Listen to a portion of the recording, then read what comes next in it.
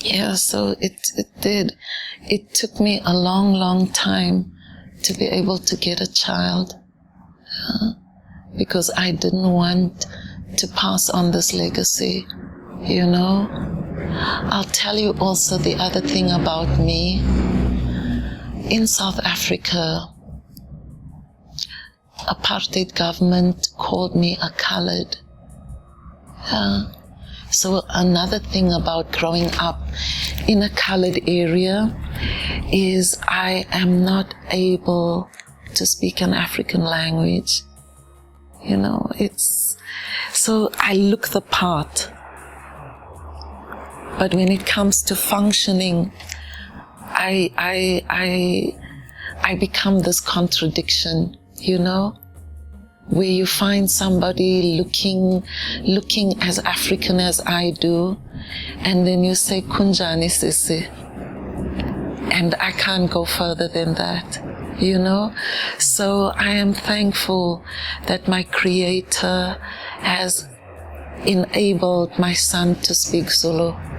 My child can speak Zulu, so that is a relief for me. That at least one African language, that at least I broke that cycle, you know. So it helps a little in that way. His name also, you know, he's got a Hebrew name, and then that becomes another contradiction, you know, because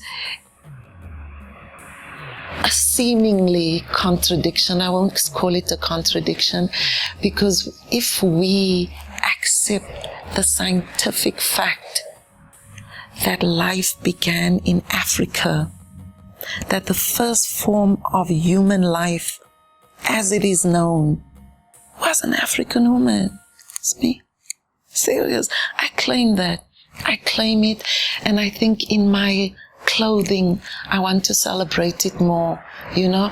I actually want to create products that celebrate the fact that life began in Africa, that everything following is from here, so it is ours. That is why I claim everything in the world. I do, because it's my child. If I was the first one there, everything following is mine, and I claim it. So when my child's name is Baruch, I love it. I love it. And any white Jew looking at me and questioning me, then I send them back. Then I let them know, seriously, my sister, the first university in the world was in Africa. Why don't we celebrate it?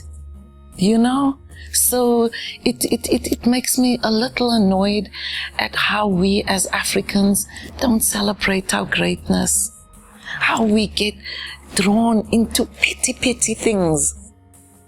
You know the story of colonialism, how the land was sold for trinkets. Yeah, it's still being.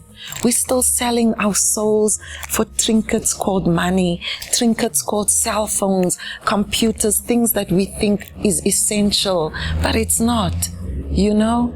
We don't teach our children things like life began in Africa, Lucy.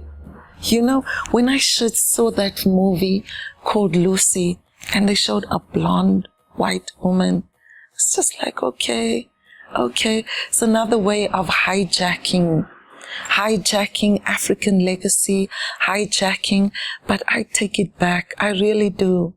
What is mine, what is rightfully mine, and I'll tell you, I've gone beyond that. It's not mine, it's ours. It's ours, because one thing I have seen about being African, sissy, we have big hearts, huge hearts, forgiving souls, you know, so much so that, as I say, if life began in Africa, if I was the first in creation, everything else following is me. So why shouldn't I love them? Why shouldn't I forgive them? You know, I'll tell you, my dad was killed horribly.